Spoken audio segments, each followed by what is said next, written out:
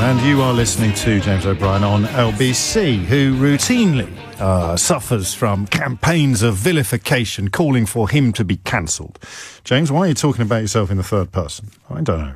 There's a short answer to that. But I don't know that there are many people out there in this line of work with more calls for them to be taken off the radio or sacked or jailed or silenced or whatever it may be than me. But I don't think that's what people mean by cancel culture. I think cancel culture is designed, certainly when I first came across it, it was an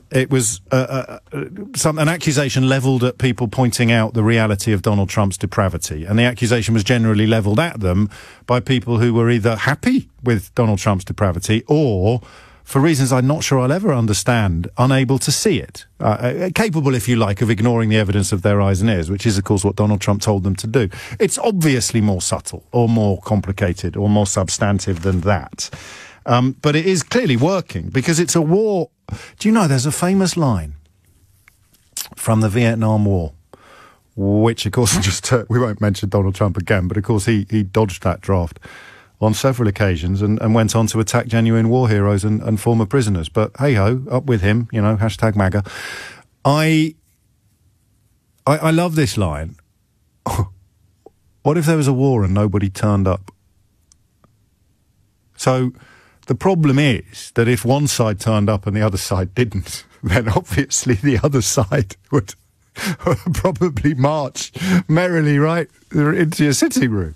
But I don't know who the other side is in the culture war.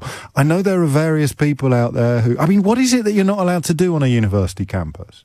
And I know the trans debate now arrives in the studio like a freight train, and we will, of course, examine it. But I just want to, if I may, put the trans debate to one side temporarily and briefly.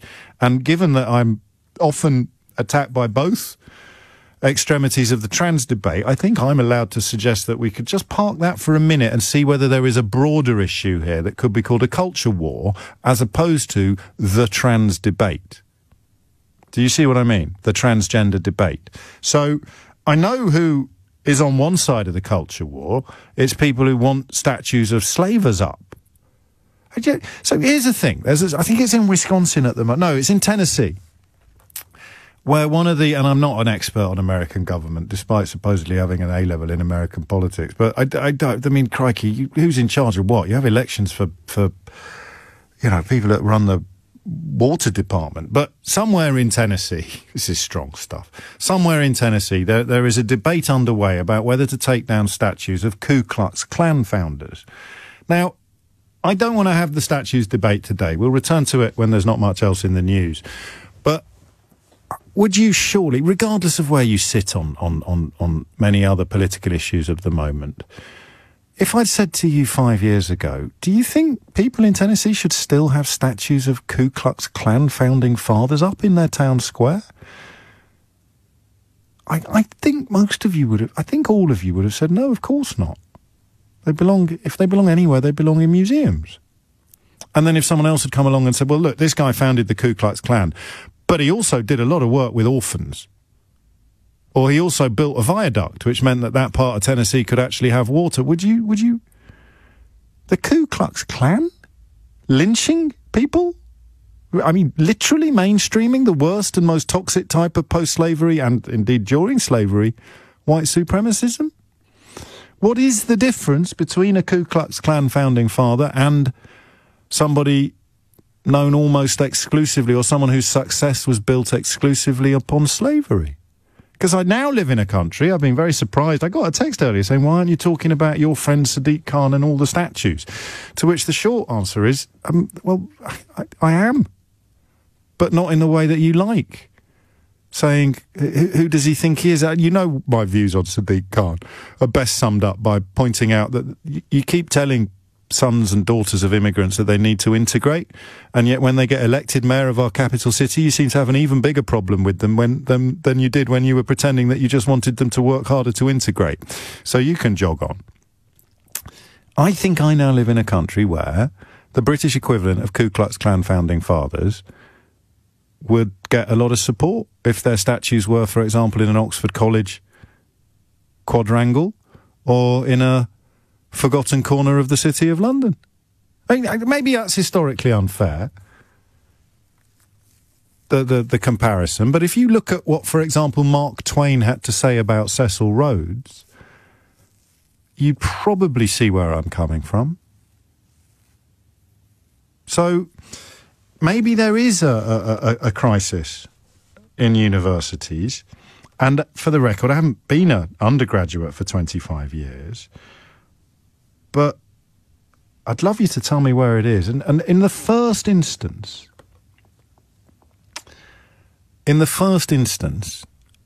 can we leave the transgender debate out of it? Because there is a transgender debate, and there are genuine and sometimes successful attempts to silence people who are, well, I mean, mostly on the side where the insistence upon biological sex is deemed controversial. Listen, let me put my position out first to explain and indeed justify partly why we're just parking it for the moment. The transgender debate exists. That does not prove the existence of a widespread culture war. So what are the things you're not allowed to say at university? Is Gavin Williamson about to appoint somebody who will defend your right to deny the Holocaust, for example, or to defend or to call for a return to the days of slavery? I genuinely don't know. Is there a crisis? 0345 6060 973. I can tell you that my suspicion that there's not a lot going on here that bears much resemblance to reality is enforced by the fact that the Daily Mail have wheeled out an academic who, the last time I came across him, he was threatening to sue me on social media, which doesn't necessarily speak of a passionate commitment to free speech, but one snowflake does not a summer make. So if you set aside the very real transgender debate, what is this threat to free speech in British universities that you are being encouraged to get worked up about? So here is my position. And generally, when I try to keep everybody happy, I end up upsetting everybody. That's my curse. That's the cross I bear. So I considered it, and in many ways still do consider it, to be relatively uncontroversial to state that a human being with a penis shouldn't be allowed into a space that is reserved for a woman. And I can hold that position right up until a transgender friend says to me, well, I have been using female-only spaces for 20 years, and I present as or identify as a woman. You've known me for a long time. Are you going to and you don't know whether I've got a penis or not. So are you going to check my underpants? And I can't, at the moment, get past that contradiction. I can simultaneously hold both ideas in my mind, even though they completely contradict each other. So unless you're prepared to sign up as the chief inspector of the underpants police, in which case you're probably quite weird, I don't know that you can continue to sustain the conviction that human beings in possession of a penis shouldn't be allowed into female-only spaces. And yet, I'm being completely straight with you. I can somehow keep both of those plates spinning, even though they should and do smash each other. You can't hold both of those positions to be true. It'd be ridiculous to have underpants inspectors. It would be ridiculous to let a human being with a penis into a female-only space. Part of my problem is that many of the female commentators that I admire are persuaded and persuasive on the issue of threat. So I think one of the biggest clangers I've dropped was a belief that my shopping with my young daughter and asking if it was okay for me to accompany her into the changing room was somehow a zinging corrective to the idea that men shouldn't be allowed into women's changing rooms. I still think it works, but it's fair to say it didn't exactly delight anybody when I originally made it. And it's been explained to me since as a fear that men will inveigle their way. So people who are not transgender women will pretend to be transgender women to inveigle their way into a female-only space to either be voyeuristic or worse. And that is as far, and again, I've said we've got to set the transgender debate aside, but I just wanted you to know where I'm coming from on it. And the answer is, everywhere and nowhere. It's a cavalcade of confusion for me, and I'm conscious of how deeply held many of these positions are, and mine is not deeply held, so I sometimes feel that it's not my fight, but I'm not allowed to referee it either, because if you try and both sides it, then you end up upsetting everybody. So that's why we're going to leave that to one side for now. With the exception of the transgender debate, would you draw upon, ideally, your relatively recent experiences of British universities and tell me where free speech is under threat? Okay? You can tell me that it isn't, but if you're going to do that, then your experience needs to be even more recent. Mine is 25 years old, and I can tell you that people were more interested in getting high and getting laid than they were in getting cross about almost any political issue under the sun. From the Middle East right through to the Falklands War, although I'm not quite that old. There was a tiny minority of people who would have petitions, and I'm going to sound as if I'm being rude about them, and I don't mean to, so I'll apologise in advance, but they had their petitions and their campaigns and their billboards and their posters. It'd be the same 8 or 9 people gathered around a table with their clipboards and their pens, and they were idealists, some of them, and some of them were not, and most of us just let them get on with it. Maybe it's really changed, and British universities are now febrile bear pits of ideological confrontation. But I just wonder, when I look at some of the people queuing up to tell me that there's a massive problem, once again, they're the same sort of people that were queuing up a while ago to tell me that Brexit was a great idea or that Donald Trump was a stand-up guy. So, with the exception of the transgender debate, can you convince me that cancel culture exists? And if it doesn't, what the hell is Gavin Williamson doing appointing a free speech champion? And would I be allowed to deliver a speech in your university denying the Holocaust? Because if it's not about that, if it's not about everything, every speech being free, then what is it really about? And final bit of personal testimony. In my experience, that which is unique to me, the most enthusiastic exponents of words like woke and cancel culture and free speech in this context are people who want to say things that I consider to be racist, but they don't want me to be allowed to say that I consider them to be racist. So they want to be able to speak freely, i.e. with no consequences. And that's never been what free speech means. You may have just heard my stomach make a small contribution to the programme. You don't have to pay extra for that. Don't want to overgeneralise, but you know how fond I am of knitting things together. So I'm going to cautiously suggest that if you're hot for Donald Trump, you've got a massive problem with Meghan Markle, then you're probably also heavily invested in the transgender debate. Although Divina gets in touch to say, James, you're usually about data. Trans people have been using the facilities aligning with their gender for almost 20 years, quite legally. Where is the data to support these transphobe fears? Where is the evidence from countries with self-ID? I think you can guess. And V gets in touch to say, I was born a woman. I live as a woman. I have zero issue sharing a bathroom with a transgender woman. Trans rights are human rights. And that's not the debate we're having today. I've set my stall out. I've written about it at length. I think the chapter in my latest book that addresses these issues says something like, I really don't want to write about transgender issues. And I really don't. Largely because as soon as you start, this happens. So I really don't want to do it. I really won't want to do it. 5 days later, you're still doing it. So apart from the transgender debate, which we're not having today, what the heck is cancel culture? Marcus is in Bury St Edmunds. Marcus, what do you reckon? Well, I think it's a complete red herring, to be honest. I think that this whole cancel culture thing that's put about by these sort of when I was at the time at university. When was that, if you don't mind me asking? That was from 2015 to 2018. Okay, so a little bit more recently than me. Yeah, well, they were just really, hateful, divisive speakers like Milo Yiannopoulos or Bretton First going around basically complaining they didn't have a platform. And they were all very clearly quite platformed, speaking in the public media at universities. And it was a whole thing that was sort of weaponized by the alt-right in the United States. I can't shake the feeling, really, that a lot of those people, now Trump is in power, will sort of be looking for a career over here. Oh, really? People are essentially I do worry that the America might be in the process of hosing itself down, whereas we seem to be. Well, you're suggesting that some of the stuff they managed to hose off might cross the Atlantic and land here. Well, I'm quite concerned, but yeah, it will be that classic thing of us almost following suit in what the Americans are doing.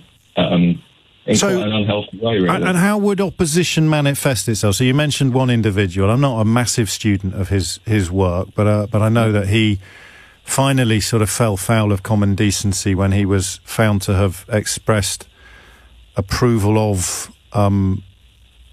the sexual abuse of children by men. Actually, I think that was his thing, wasn't it? And that was that broke. Up until that point, he was seen as a well,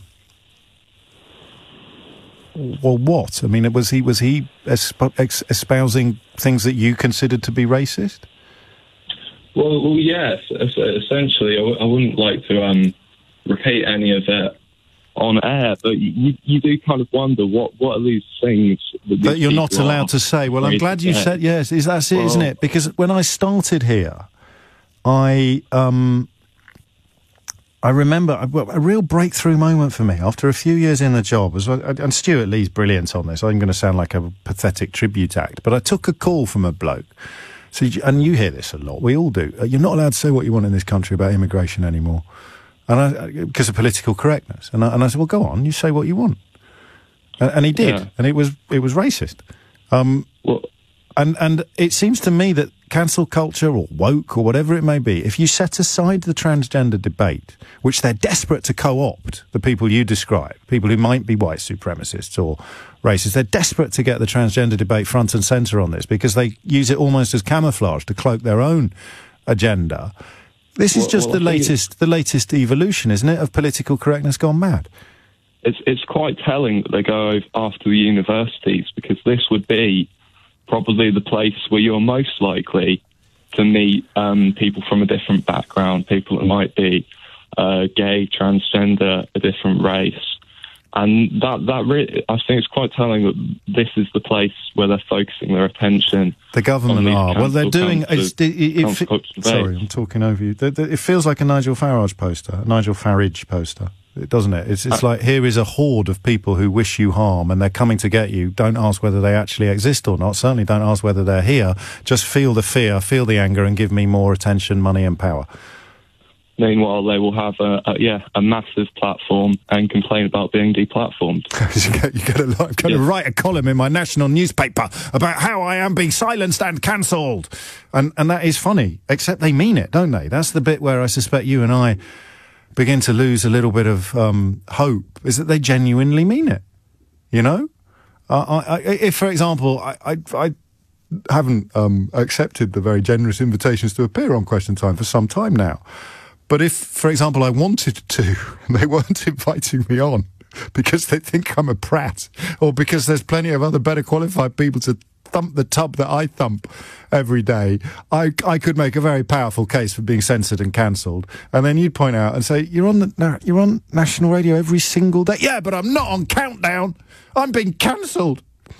I don't know. I mean, I want to be right on this because the alternative is pretty bleak. I mean, show me where the censorship is. When you leave aside the transgender debate, what exactly is it that you're not allowed to say anymore? And is it just going to be like, I think it was John in Hounslow who said to me, you can't say what you want in this country about immigration without being called a racist. And I said, well, I'll try not to call you a racist as long as you don't say anything racist. And he ended up saying that all people of Pakistani heritage smell.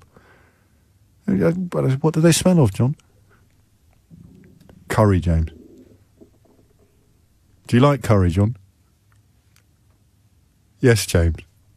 What has happened to that fella? Anyway, that's all in my first book, How to Be Right. Furhan's in Walthamstow. Furhan, what would you like to say? Where is this censorship that we should all be so deeply and profoundly concerned about? Hello, James. Yes, nice to speak to you on this show, actually. I am Pakistani, of Pakistani heritage, and I do love to come smelling of my mum's lovely curry when I'm in Glasgow. I also identify as a gender non-binary gay Muslim. Okay, crikey. So I know all of those little things all together. Now, the thing is, cancel culture just does not exist. It's just a symptom of frankly, the fragility felt by the same sort of people that probably espouse the Great Replacement theory. Which is, again, I know I should pay more attention to this kind of stuff, especially after the last 5 years, but I find it such a dispiriting mix of ridiculous and hilarious that I tend to get mugged by reality when suddenly it gets elected to President of the United States of America. So just run me through what that is. Yeah, well, it's very simple, really. It's the fear that people like myself, brown people, are going to replace the white race and things like that in Europe and America especially. Right. And it's this kind of fragility and its fear that we'll do that. It's very sad, really. It's quite fragile. That's it, is it? Is that it's sort of majoritarianism? We're terrified. We've got to clamp down on these brown types because otherwise they'll end up in charge. It's whip hand. We're back to Enoch Powell. Is that it? I mean, I don't want to. It's an iteration of that. Nobody's going to quote Enoch Powell these days. They're not going to say someone's got the whip hand of over someone else. What is the great replacement theory? Is that they, i.e. you, i.e. an element of us in my worldview, and gay me that can't even have children. Yeah, you're going to take over. Yeah, exactly. Right. Okay. So we're about to take over, and it's not just people that are white nationalists, white supremacists. It's also people like J.K. Rowling, for example, that feels with her millions of followers that she's been cancelled. Of course, I said we weren't going to do the trans debate. No, I know. Well, no, and I do mean it, and you might think I'm being wrong and unfair on that. I was just talking about cancel culture. But I don't think there is such a thing as cancel culture. I think there is a transgender debate, and you are very much on the other side of it from J.K. Rowling. But for the purposes of my quest and conversation today, I want to acknowledge the existence. Yes, I want to acknowledge the existence of cancel culture does exist, because the thing is, the people that are espousing this notion of cancel culture have huge platforms already. They have huge sway, huge influence already, and it's this kind of fear that they're going to actually get toppled off of their pedestals that drives them to claim that cancel culture exists. And it's mostly people, you might think that, let's say, the white national voice is only limited to the Anglo-Saxon sphere. No, it's quite the opposite. Yes, it's the whole world. American culture holds a huge amount of sway all over the world. Is American culture getting cancelled? No. The fact of the matter is, we're having a democratization of people's voices more generally all over the world, because with access to social media, YouTube, things like that, people are able to kind of like put forward their own unique perspectives as well. Me, as a gay Muslim, yes, people like me can't put our perspectives forward. Well, I would cautiously suggest that you might be underrepresented, and straight white public school boys like me, even if they happen to subscribe to what you've just called the Great Replacement theory, they're probably not underrepresented in the public space in the UK. Well, that's exactly it. This is why this notion of cancel culture is probably more this claim that there's an attack on free speech. Where's the free speech that me and people like me are afforded? We're not given the same platform. You are on this show. The same space. Thank you, and that's why I appreciate being on this show. Yes. And I'm not trying to lament the fact that I don't have enough of a voice. It's more, or people like me that don't have enough of a voice. You're describing reality, I think. Your reality, your lived experience. So, I will now open the board. I'm late for the news fair, and a lot of compliments coming. This caller is amazing, being the nicest. So, that's yours to keep, and we'll talk again. I apologise, I'm already 2 minutes late for the news. But if your lived experience is that you do get censored, especially possibly even exclusively on university campuses, because that's where Gavin, Russia should go away and shut up, Williamson is about to put a free speech champion. You can try and do that Rubik's Cube for me if you want. A cabinet minister tells an entire country to go away and shut up, but he is actually a champion of free speech. Question now is, with the exception of the very passionate transgender debate, what is cancel culture? Where are people being what are people being prevented from saying in British universities? 0345 6060 973. Scepticism so far, but plenty of room for evidence, which is, of course, the crucial constituent of this sort of conversation. Mike's in Teddington. Mike, what do you reckon? Hi, James. Real pleasure to speak to you. Likewise. I, like you, am a white, straight public school boy, so do go easy on me. But I was at university 05 to 08, so I'm not really sure how things have moved along, because obviously I haven't been in university since then. But what I am getting a general impression of, and this may be dangerous to say this, but... Well, no, I mean, I am looking for evidence rather than general impressions, because I think we're all in danger slightly of getting whatever general impression we want to suit where we were before we started being asked what our general impressions were. So if you could confine yourself to, like, things that have happened, if that's not too big an ask. I mean, I was really going to answer this in a broader way, really. I mean, are you familiar with the work of the American psychologist Jonathan Haidt? No, probably not, but I'm looking for things that have happened that you are aware of, that you can help me, as someone who hasn't witnessed them, appreciate the existence of. Well, James, I've got nothing evidence-wise. So then I would lazily suggest that you think there is a problem, because the people who can't come up with any evidence are generally the people who think there is a problem. Would that be fair? I don't think there's really a problem, because I think these words like woke, cancel culture are very lazy and are actually, I think woke itself was co-opted by kind of far-right tabloids, stolen, if you will, from the kind of American civil rights movement anyway. But I do think there is a broader culture of what you might call, what Jonathan Haidt calls safetyism. The idea that kind of words and just language is somehow equivalent to physical violence. So we saw this in the... I kept seeing this over the summer in the, what I believe to be very justified protest against, police brutality in the US and more broadly. But I saw a lot of placards being held up both here and in America saying things like silence equals violence, or compliance is... Sometimes I even saw free speech equals violence. So, I mean, these are just people in protest who might be just a tiny number of people. A tiny number of people in protest. I mean, the worst thing was someone getting harangued sitting outside a restaurant because they refused to stand up or they refused to kneel down. I forget which way it was round, actually. And it's like you might be in broad agreement with the simple suggestion that Black Lives Matter. But if I'm sitting in Le Gavroche and some geezer with a placard comes along and insists that I stand up or kneel down, the chances are I might refuse to as well. And that would be taken as evidence of my racism.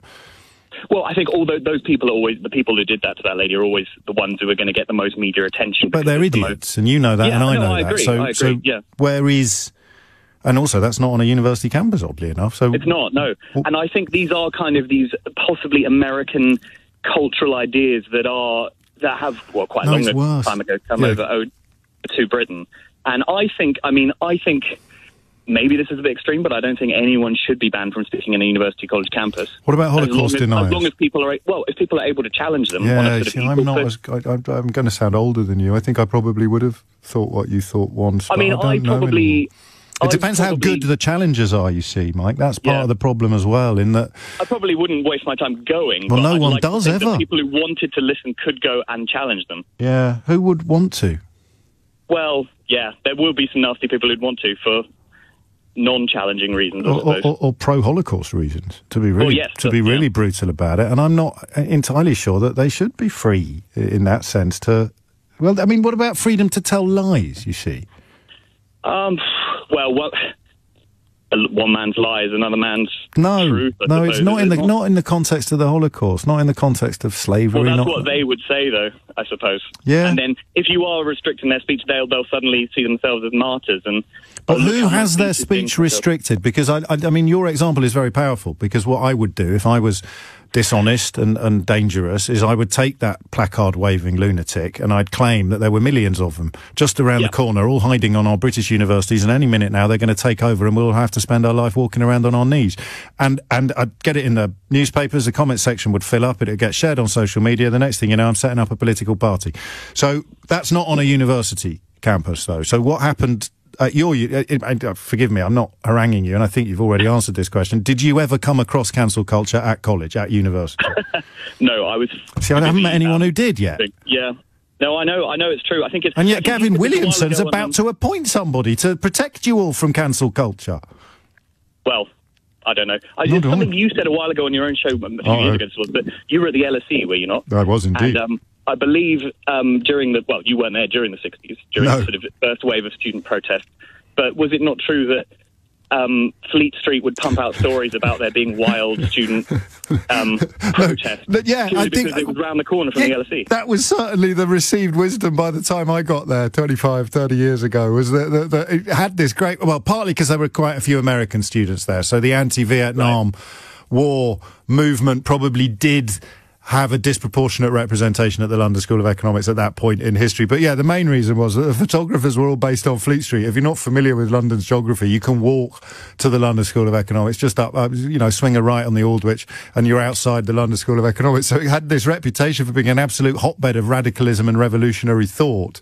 And when the dust had settled upon that period of history, there was quite a strong argument that it had more to do with the proximity of my old university to the proximity of my dad's old office on Fleet Street than it did with anything else. Thank you, Mike. And I take your point, and I'll read a bit on Jonathan Haidt. I do, again, as I get older, think that sticks and stones might break my bones, but words will never hurt me might be one of the biggest lies that we've ever inflicted upon each other. But we are where we are. Beth's in Greenwich. Beth, what's going on? Hiya. Hello. I was just thinking, for me, the most prominent person that would fit the bill would be Amber Rudd. She tried to speak at Oxford University and she was deplatformed. Well, shortly after she deplatformed herself from the Conservative front bench for presiding over elements of the Windrush scandal. But that doesn't mean she doesn't have something reasonable to say, and she did. She resigned. She tried to take responsibility, and the point of deplatforming is generally. But she did deplatform herself. We don't like what you have to say because we don't think you're a person of reasonable. But she resigned. She resigned because what she did was unconscionable.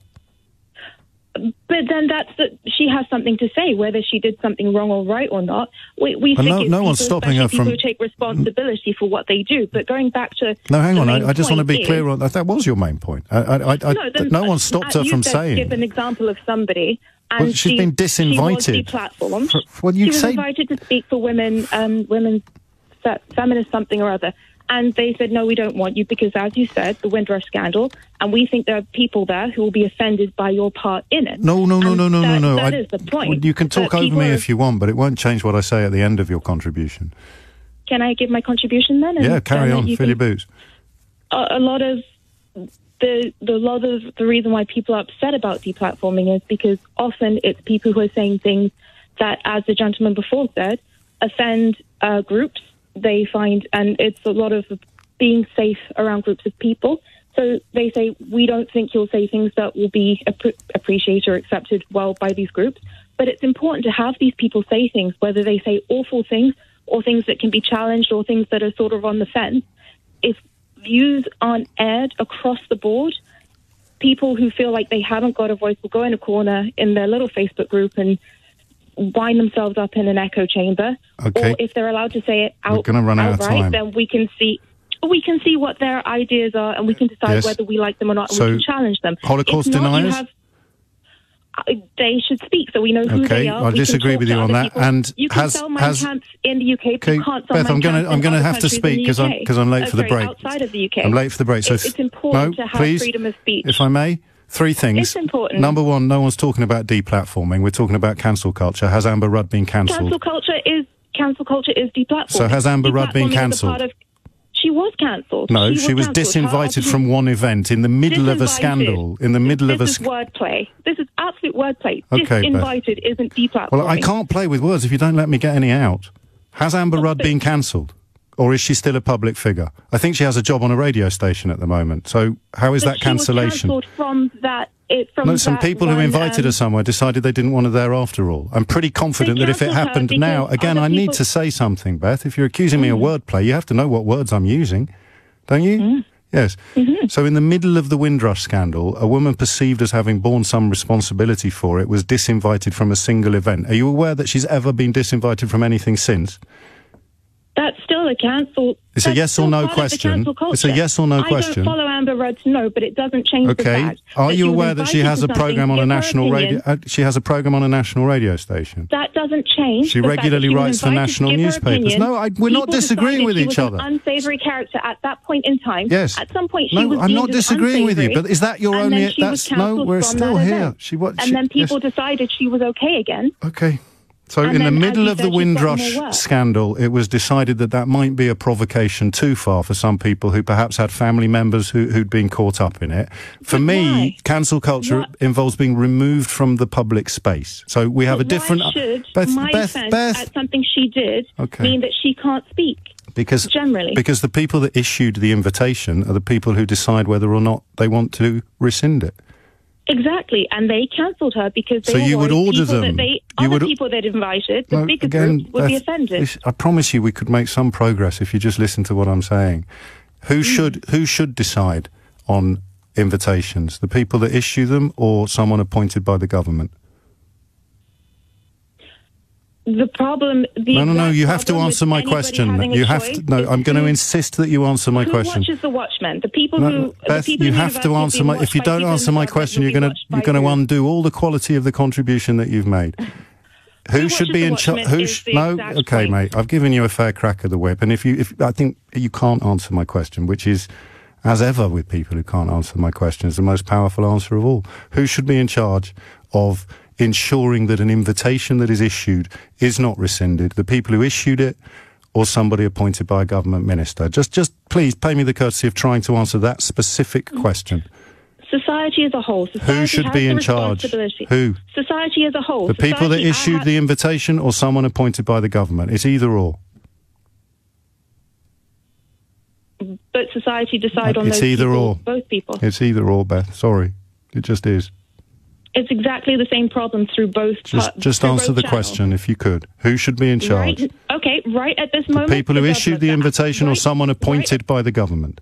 Right at this moment, Yes. the government. because Okay, the people- no, that's fine. I respect your honesty. There we go, free speech. One never likes to retrospectively misrepresent people, but the idea that the government should appoint someone to ensure that a speaker who you've decided you no longer want at your event that you organise and sell tickets for, as opposed to the people who issued the invitation in the first place, could be construed as slightly scary. It certainly flies in the face of what you might describe as libertarian or free market ideology, but this is clearly, and I'm grateful to Beth, my last caller, that is precisely, I think, the position that Gavin Williamson is appealing to. The idea that the government should appoint somebody to order you to listen to somebody that you've decided you don't want to listen to anymore. Or maybe, because there's nothing to compel you to go to the event. So if you've organised the event and you've invited Amber Rudd, and then half an hour before Amber Rudd is due to speak, you change your mind and you disinvite her, Gavin Williamson's free speech champion would make sure that she delivered her speech, but the room would be empty. I don't know. And that's the problem, isn't it, with wordplay? Verity is in Brighton. Hello, Verity.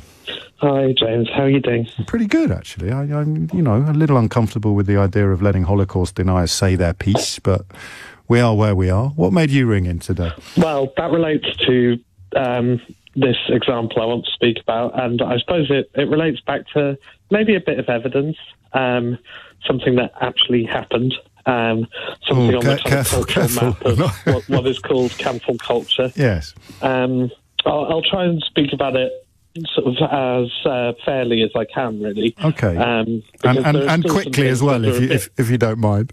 Sorry? Quickly as well. Quickly and fairly. Yeah, sure. So, carry on. A few years ago, a grown adult YouTuber who calls himself Sargon of Akkad... right away, he's not here now, so I'm uncomfortable with where you go next. I don't really know who he is.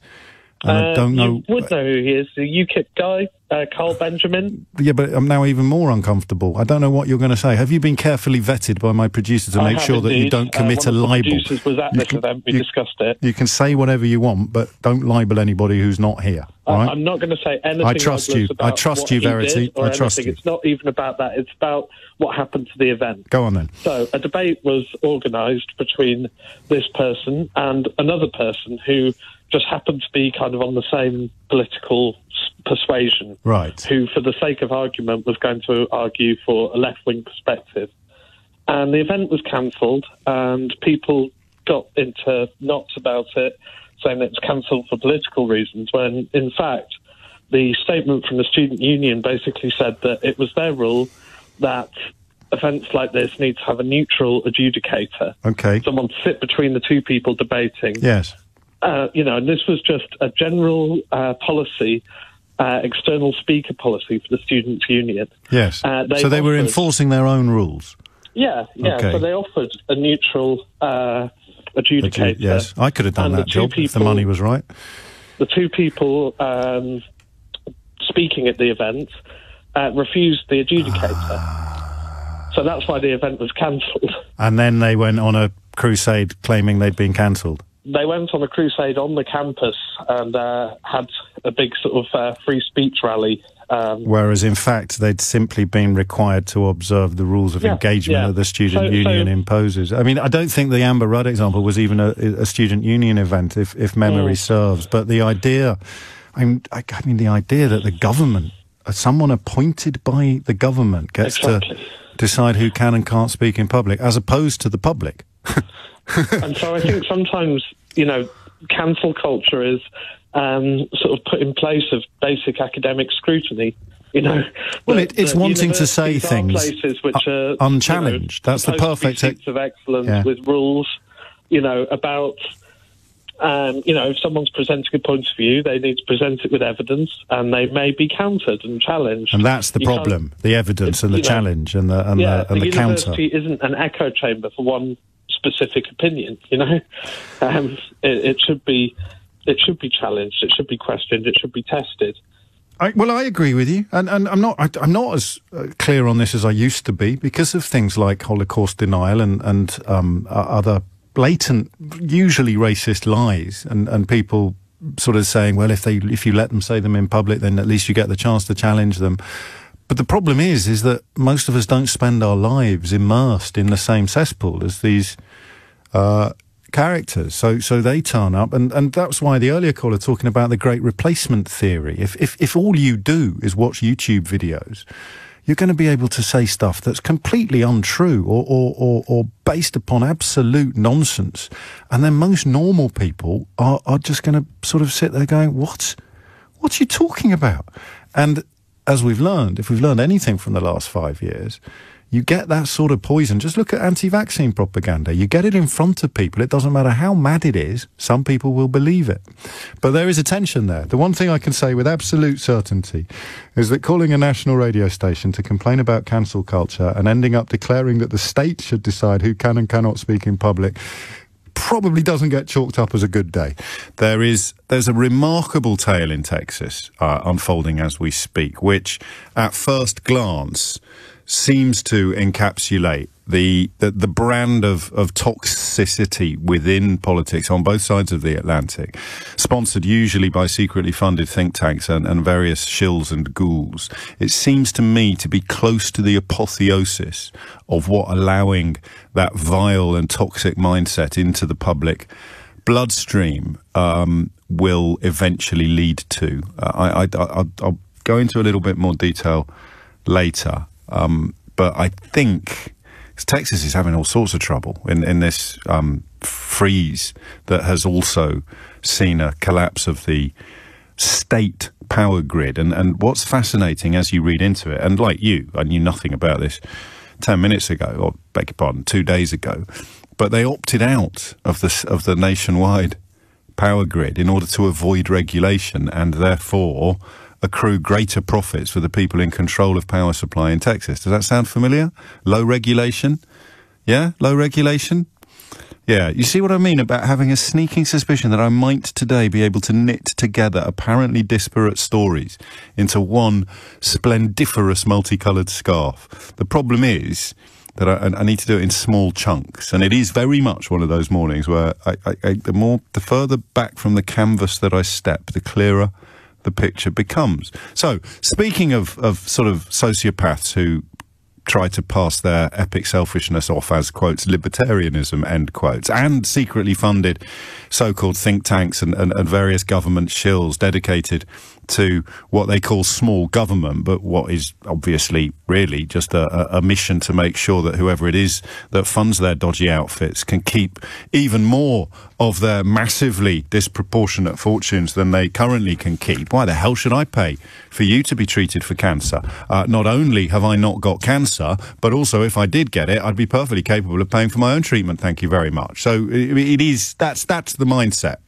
I don't care how many times they appear on the BBC or LBC or ABC or JVC or even QVC. It doesn't matter how many times they appear or how much sort of quasi-respect they're afforded by people who are too busy really to know better. They will always be secretly funded shills dedicated to trying to help their anonymous sponsors and donors keep as much money as possible and pay less tax.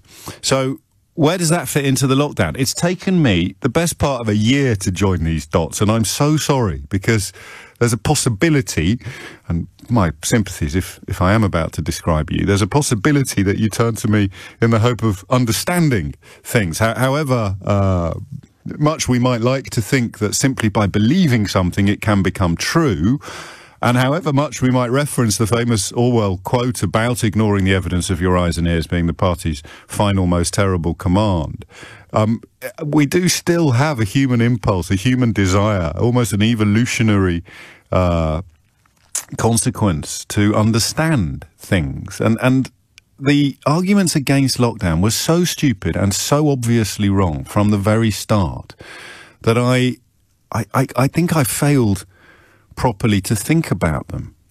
You know, you would say we need to shield vulnerable people and let everybody else go back to work.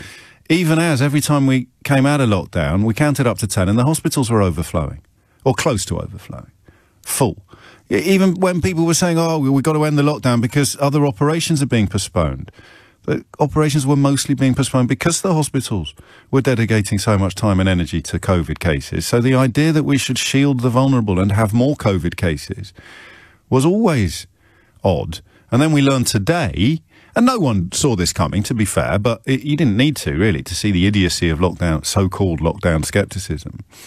Today, we learn that 1.7 million people should have been shielding all along. This is, as with the... You remember when I got it and I'd lost my sense of taste and smell and it still wasn't actually an official symptom? And again, that's nobody's fault. It's such a shame that we arrived at this period in our national history when false certainty had been fetishised to the point of, well, Brexit. And I found it odd that it wasn't there because it was so obviously a symptom of it. And now it is an official symptom. So there's no blame attached to that. You learn that the only crime, the only offence is not learning from things that change, not learning from previous mistakes. And, of course, as a very wise man once said, not changing your mind when the facts change. And so 1.7 million people is an astonishing figure. And they were told yesterday that they should shield. I worry that this story hasn't got a big enough pickup, and part of that might be because so much of the right-wing media, so many right-wing newspapers, owned, of course, by incredibly rich men, have been flirting with so-called lockdown scepticism. And the reason why scientists have told these people to shield is because they've used a new model to spot those most likely to suffer severe coronavirus or death. So anybody last year, and I stress, and I'm not being facetious, there is no retrospective blame attached to this element of lockdown scepticism because it was stupid and wrong from the start. So just yet more evidence that it was stupid and wrong. It doesn't create a new offence. But if you called last year for the 2.2 million people on the list as being vulnerable to be somehow locked up and protected and insulated from the rest of society while everybody else went back into the public space, back to, quotes, normal, end quotes. The fact you could say that out loud without understanding hospitalisations and illnesses, and without understanding that these people were already shielding, they were already doing more than most of us to insulate themselves from possible infection. But today you've learned that your policy would have sent 1.7 million vulnerable people, 1.7 million people more likely to die or suffer severe coronavirus. You would have sent them tootling out into the street. You would have sent them tootling out into the pubs during Eat Out to Help Out, or tootling out into, well, I don't know, wherever it was that you wanted to, sandwich shops. That was a big thing for 10 minutes, wasn't it? Do you remember that? And so it's incredible, really, that that pendulum won't swing. And the reason why, I'll get there in the end, I promise. Wake up at the back. It's all linked. Because if you are shilling for, quotes, small government, end quotes, which, of course, leads to situations like the one we're seeing in Texas, where profiteering prompted a withdrawal from the national grid of power, and that's why Texas is alone in its plight at the moment. But if you are shilling for small government and, I don't know, working for a think tank that is secretly funded by the kind of people who make huge profits from things like withdrawing an entire state from the national grid, then proper pandemic response... It's 10:13 and this still makes sense. Proper pandemic response is kryptonite to you. Oh, what do you believe in? Small government and libertarianism. Right, so you want small government and, quotes, personal responsibility, end quotes, which, as you know, and I know, is simply a euphemism for privileged people denying their responsibilities to less privileged people. So if you believe in deregulation, which simply means making money out of increasing the risk that your workforce faces, you believe in deregulation, you believe in small government, and you believe in libertarianism, or weapons-grade selfishness, as honest people call it, then the pandemic responses that work, huge public expenditure, massive state intervention, enormous government action, they make a mockery of your entire life. Not just this period in history, but your entire political ideology. Imagine that you spent 30 years writing newspaper columns about why we need less government interference in our lives, why we need smaller states, why I'm a classical liberal. Just imagine that. And then you're faced with something as epic as the coronavirus. And somewhere deep inside your curdled soul, you realise that the only way to battle this is to shut down huge swathes of the economy as quickly and as strongly as possible in the hope of bouncing back quicker. But until we bounce back quicker, it is going to be the state that steps into the breach. Furloughing is a benefit payment. Furlough is welfare. It's actually, in some senses, an unemployment benefit, isn't it? The furlough. They can't call it that because they've toxified the welfare state for 40 years. So, I don't know if there's a topic here, but I just thought I'd share it with you while it was still on the tip of my tongue. That's where lockdown skepticism comes from. If you've spent your entire life arguing that rich people should pay smaller taxes, poor people only have themselves to blame, the government shouldn't be there to prop you up when you fall, it's your fault if things go wrong, you shouldn't have children if you can't afford them, you can't expect the government to bail you out when you're in trouble, and then there's a global pandemic and you realise that you are completely, spectacularly and murderously wrong about everything, what are you going to do? Well, find me someone who calls themselves a libertarian. Find me someone who calls themselves a classical liberal. Find me a secretly funded think tank that calls for smaller government or lower taxes for the rich. And I'll show you a lockdown skeptic. I don't do this very often, but I think I've just solved it. And that's our phone in today. Is lockdown skepticism simply a pathetic belch of reality denial from people who've spent their entire lives and careers claiming that we need smaller government, less state intervention in our lives, and fewer regulations? Because if it isn't, you're going to have to give me a better explanation. Oh, and forgive me, we'll have to bear at least some resemblance to reality. So I've been staring at these lockdown skeptics for about a year now, thinking, what the hell is wrong with you?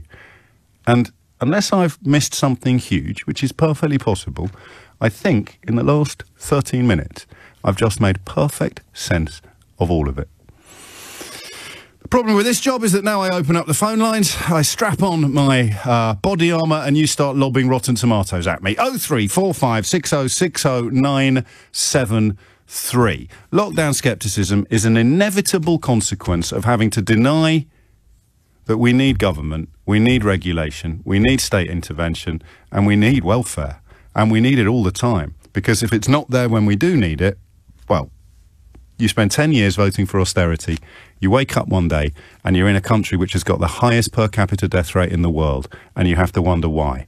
Could there possibly be a link between all the cuts that the Tories encouraged you to cheerlead for and all the deaths that we've subsequently endured? It won't make any difference, of course, but at least you'll be able to understand things that were previously somewhat confusing and not a little frightening. Rick in Lincoln gets it. Hi, James. He writes, you cannot argue for a smaller state and then be annoyed that the government lacks the musculature to deal with a massive life-changing problem. It is that simple. The question is, why do you want the ones who will suffer to do so? That's a question that you'd have to direct to the kind of dark money funded think tanks and all the politicians who dance to their tune, never mind the journalists. Joey says James is spot on this morning, lobbing a truth grenade into the mix. But before I pat myself on the back, along comes Anthony to say, I don't want to rain on your parade, James, but I've been saying this since last March. In a crisis, libertarianism collapses and we all become socialists. Shouldn't use that word, although I imagine in Texas there were already right-wing journalists trying to blame the failure of their power grid upon socialism instead upon the rich people who are responsible for it. And there it is, your Rosetta Stone, your skeleton key, your box-fresh, oven-ready explanation of why people who remain prominent in British media and politics were prepared to watch you die rather than admit that their political ideology is catastrophically and fatally flawed. It's the gully sucker principle. If you vote to get rid of it on the day that you don't need it, it won't be there on the day that you do. All right, I'm feeling a bit cocky today. I know I'm late to the party. Some of you got there sooner. But when I join dots, rarely do I think that the lines between the dots are going to be as permanent and as irrefutable as the ones that we've just drawn together today. But as I said a moment ago, this is the bit where I open up the phone lines and it all falls apart like a cheap suit. Chris is in Brent. Chris, you go first. Hi, James. Hello. How are you, sir? Pretty good, actually. I'm feeling very pleased with myself, which I know some people think is a constant state of affairs, but I can assure you that it isn't. Yeah, well, I mean, yeah, as I said to your researcher, I've been so all over that particular frame of mind that your epiphany for about a year. Basically, they are petrified, these lockdown skeptics, that we're going to realise that actually we don't have to work increasing hours, both parents working. Yeah. Faster and faster and harder to keep the plates spinning that keep them in their position at the top. They're petrified that we're realising that, and there is a bit of a magic money tree after all. Yeah. You know, I mean, economics I find impenetrable as a mathematical equation and a subject. I cannot get my head around it, although I've been listening to it all my life intently. But what I do know is this is kind of revealing a bit more of how things actually are, and they're petrified of it. And that's why you have to argue that the lockdown is wrong, even when deep down inside you know that it's right, because the alternative is to admit that you need big government, you need state intervention, you need regulation, and you need safety nets that will be paid for on the days that we don't need them, just in case the day dawns tomorrow when we do need them. So cuts to the NHS, cuts to social care. I'll tell you what it was for me, Chris, when this seed got sowed, and I'm obviously way behind you on this. You've been there a year, I've been there about an hour. But the seed got sown for me when I heard people who, how can I put this politely? I heard people who were callous to the point of homicidal when it came to discussing mental health care for young people. Over the last 10 years, throughout austerity, don't blame the bankers. The poor will always be with us. When I heard these people suddenly start claiming in the context of lockdowns that, oh, it's terrible because the toll it's taking on the mental health of young people is really, really awful, end the lockdowns now. And I thought, you possibly can't see how dishonest you're being, but I can, because I read your stuff carefully. I listen, I watch. And you were absolutely in favour of cuts to mental health care for young people. You were absolutely arguing there's no such thing as a money tree.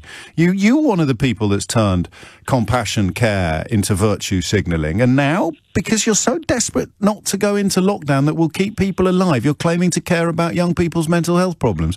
And that's when I started joining the dots. Right there, right that moment. Partly thanks to Natasha Devon, who is, of course, now one of our colleagues here at LBC and who has been agitating for better mental health care for young people pretty much since the cradle. How do we fix it? Well, God, am I still on? Yeah. How do we fix it? I have no idea how That's tomorrow's phone-in. That's tomorrow's phone-in. Why did you see it before I did, do you think? What is it about you that...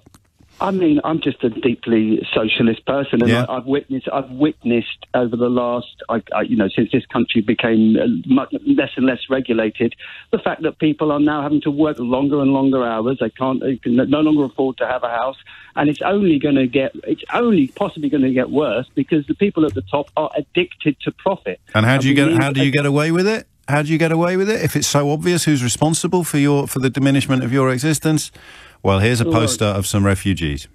Yeah, exactly. Yeah. I mean, it's been angering me for a long time now. Well, don't let it anger you, because since I benefited enormously, as I write about in my current book, from therapy, I don't get angry about it anymore. I mean, it's dispiriting sometimes. It's why you catch me very often these days saying it won't make any difference.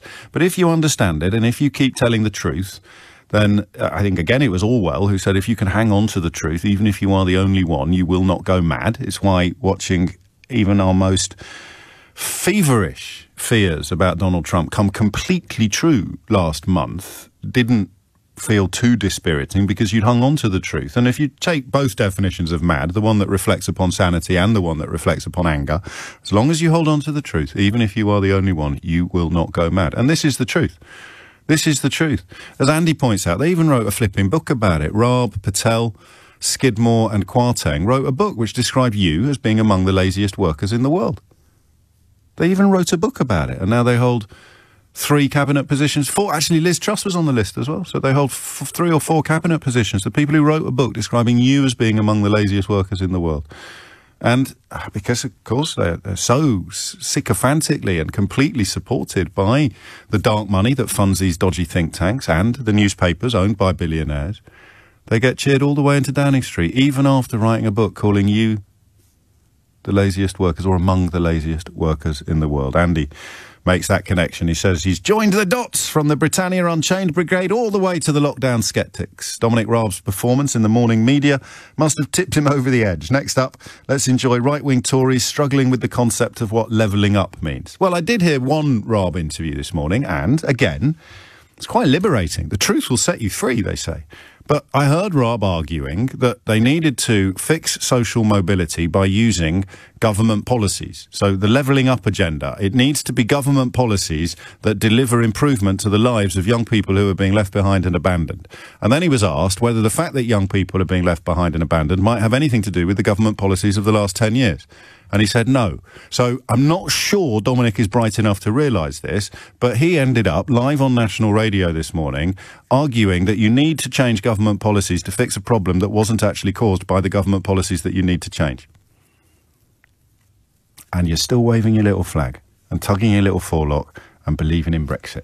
29 minutes after 10. We might stay with this all day, to be honest with you, because Tim Boyd, the mayor of Colorado City in Texas, has arrived in the nick of time to prove any reasonable doubt, beyond any reasonable doubt, that my central point is true. Imagine this bloke, imagine voting for this bloke, waking up to find you had absolutely no power in your entire state, and you were expecting some help from the people to whom you pay your taxes. Let me hurt some feelings while I have a minute. No one owes you or your family anything, nor is it the local government's responsibility to support you during trying times like this. Sink or swim, it's your choice. Oh, come on. Remind you of anybody? In government? In media?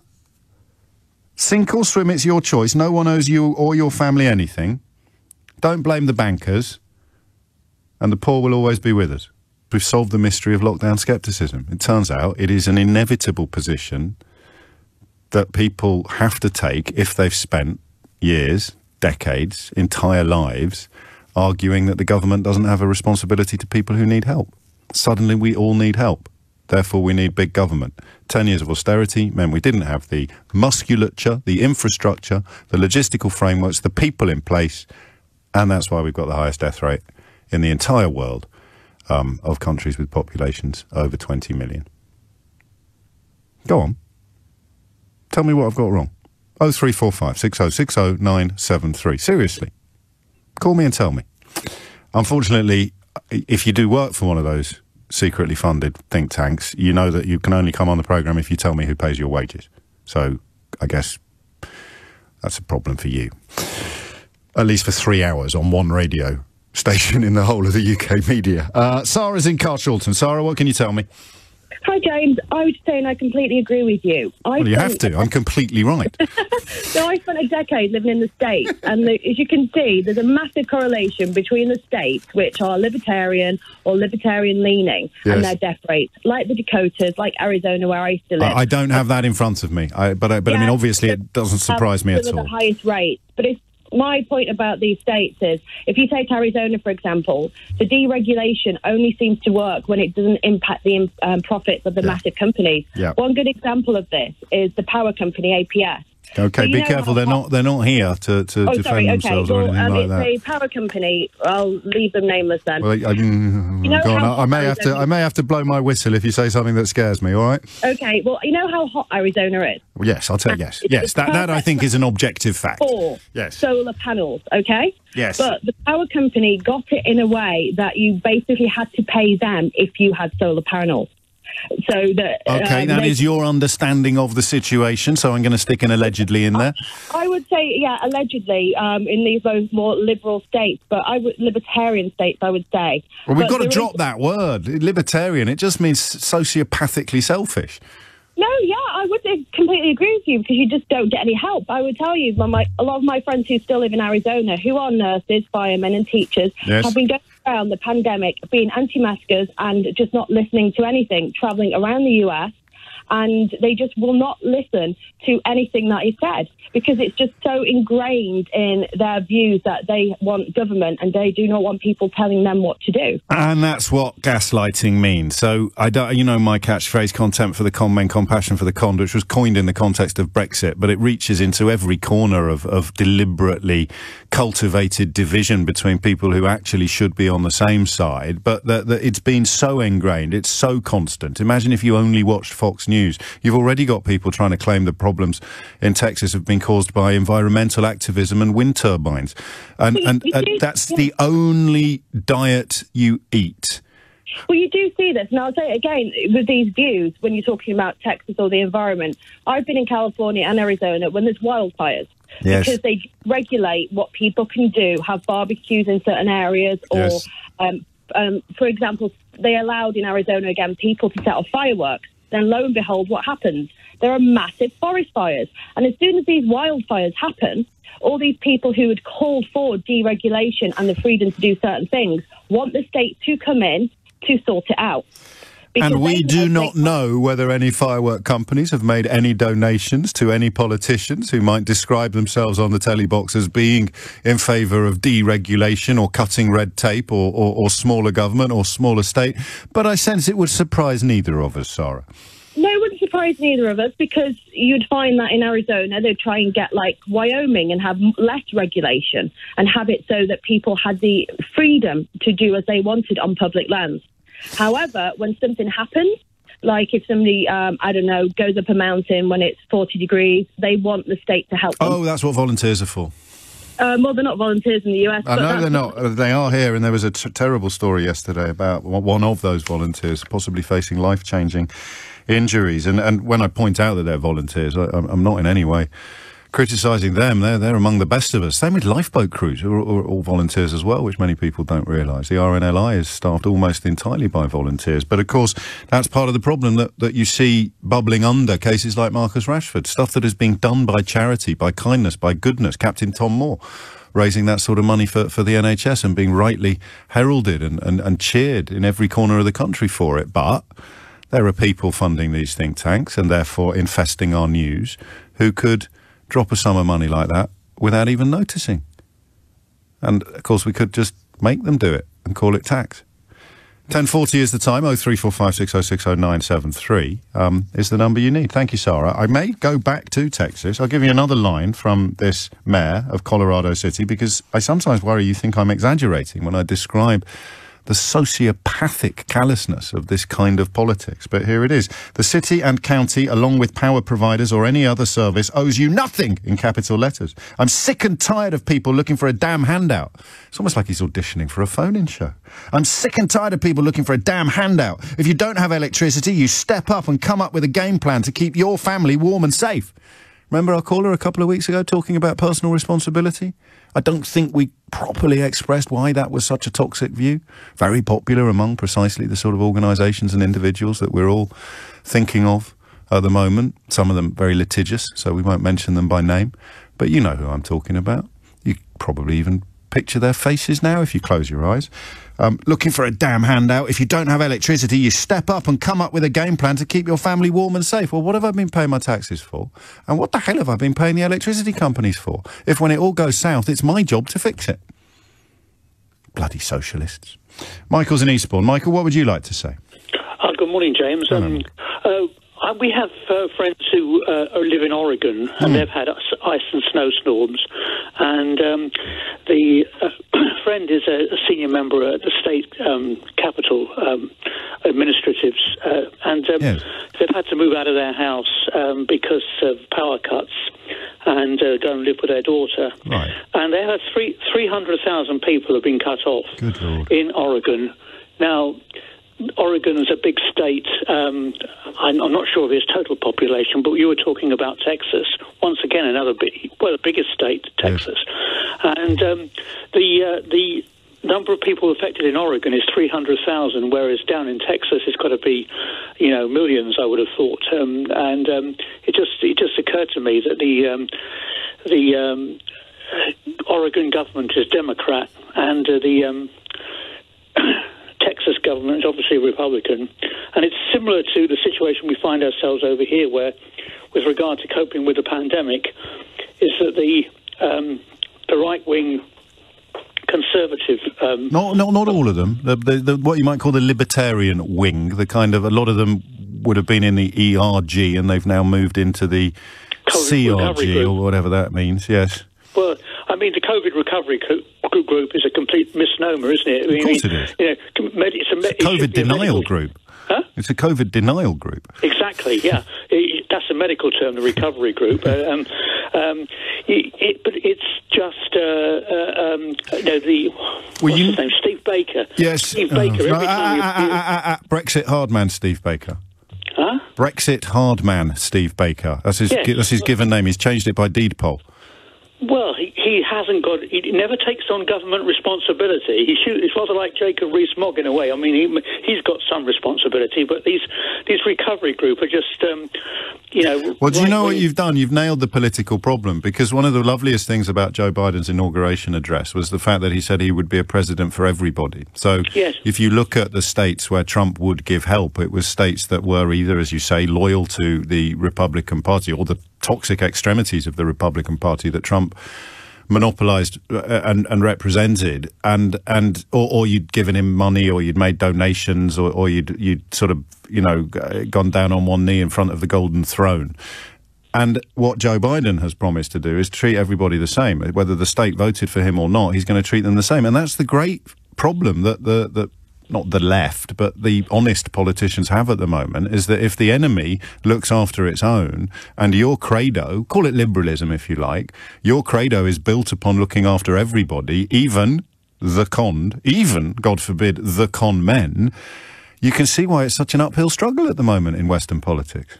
Yes, I feel very, very, very angry when I hear, the... Yes. What's the word? The politicians and the general people trying to dictate to the medics what they should be doing, trying to dictate the timetable of the lockdown. And people they're working their backsides off in UK hospitals. Hardly had a break since January, and I know, and they're being told that it's all a bit unnecessary, or that we should be doing this, or we should be doing that. And who are the people claiming to know better than the scientists, than the epidemiologists, the virologists? Yep, it's the people who claim to know more about how the WTO works than the people who run the WTO, more about how international haulage works than the people who run international haulage companies. These are the people who claim to know more about fishing than fishermen. These are the people who claim to know more about international trade than international trade experts. And they're in charge for the foreseeable future. Well, I think we've solved everything. The next question, of course, and this is actually why I have some sympathy for Keir Starmer and his current stagnation, I think, is the kindest word I could use. How do you fight this? So Joe Biden, in his inaugural address, promised to look after states and people however they voted. And you'll see that. So in Texas, you now have people snowed into their own homes with no power, right? And the mayor of a small town in Texas responded to that by saying, if you don't have electricity, you step up and come up with a game plan to keep your family warm and safe. If you have no water, you deal without and think outside of the box to survive and supply water to your family. Look, it's one bloke in one town, in one state. But why do people like that go into politics? Why do people who write books about how you are among the laziest workers in the world go into politics? If they believe that any problems that people face should be solved by the people who are facing them, regardless of the fact that they pay tax and they pay tariffs and they pay bills, why do people like that go into politics? And can you possibly think of any current high-profile British politicians who would probably have slightly better grammar than Tim Boyd, the recently resigned mayor of Colorado City, but who would certainly subscribe to the idea? I'm sick and tired of people looking for a damn handout. Can you think of any newspapers that have talked about scroungers? And the point is, there comes a point where every single one of us could need a, quote, handout, end quotes. Every single one of us. How many hardcore redneck Republicans are currently sitting in a powerless home, snowed in, praying for help,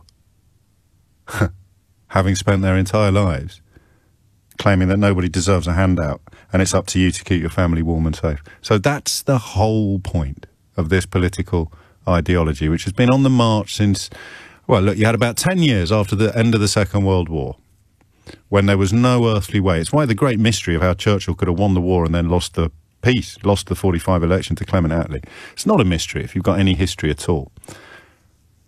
You had about 10 years after the end of the Second World War where the peak of the pyramid simply couldn't sustain the inequality because so many of us had sacrificed our lives, so many ordinary working people. So the idea that the ones who survived, or the families that had been robbed of a father, or a brother or a son, the idea that they would carry on having no protection at work, having no plumbing in their houses, having no health care, having no safety net if they lost their jobs, just couldn't be sustained. For about 10 years after the end of the Second World War, that position was in place.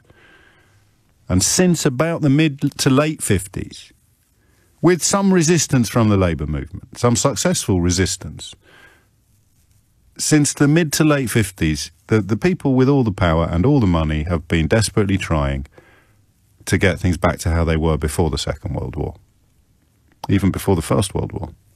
And I don't know about you, but off the top of my head, I can think of one prominent British politician who's written at least one rubbish book about how brilliant the Victorians were. Ladies and gentlemen, I give you J-Dog, the man who is now dedicating the rest of his career to the happiness of fish. Cosman's in Tower Hamlets. Cosman, what can you tell us? Hi, James. I was just calling about that whole Texas story. Yes. There might be an element that you might not have caught. Go on. Obviously, when they can't really tell the people of Texas why they don't have power and why they are literally stuck in the cold, American right-wing media has, scrambled for a bogeyman, and they finally found the culprit. Can you guess who it is? Is it Greta Thunberg? No, but you're very close, James. It is a renewable energy that's to blame. Yes. I saw this on Fox News. I saw Tucker Carlson talking, I mean, unmitigated twaddle. He spent, I think, the better part of his show yesterday talking about how wind turbines freezing were at fault for that. So I looked into the numbers. I was just very curious, and there's been a lot of reporting on Bloomberg, especially. I've seen an article that was talking about this. Turns out that only 13% of the outage in Texas was due to failures to wind turbines. The rest, 87% of the power that was out, was due to failures with the natural gas, coal, and the nuclear installations. In other words, the wind turbines had no problem. The problem was the weather, which is caused by global warming, which is caused by... And the opting out of the national power grid undertaken by businessmen who no doubt fund media organisations and fund politicians in order to increase profits by reducing regulation. And that's where we are where we are. But, I mean, did you... Because I know some of my callers get angry, some get depressed, some, like me, managed to assume a position of almost preternatural calm and Zen-like resolve. But how do you even begin to fix this? Someone's just pointed out to me that 1955 was a significant year in the world of secretly funded think tanks, which, I just said 10 years after the end of the Second World War. It's just a coincidence, I'm sure. But how do you fight back against this when in America and in England it has extended its tentacles into every single corner of public life, so much so that you have the British equivalent of this American politician who says, I'm sick and tired of people looking for a damn handout and calling you, if you're snowed in with no power in your home in Texas, you're lazy. In this country, he'd be in the cabinet. Well, I think, obviously, I'm the little guy, right? There's not much I can do other than vote and post on Facebook. And I think for me personally, I've had a very laissez-faire relationship with this sort, with these corners of the media, Yes. Just let them say what they're going to say. But I can't, because the thing about my job is that I harvest the harm that they do. This is how I end up. And I think, looking back, I should have been a little kinder over the years to people who ended up on national radio, parroting the lines they've been fed by these ghouls and vampires, and then falling apart on national radio, because the ghouls and the vampires that do it, that they wouldn't expose themselves to that sort of ridicule and humiliation. So, so that's why I'd possibly plough a slightly different course to you. But of course, I'm still trying to work out. Go on. Where I was going is that I've decided to change tack on this, and I've not been.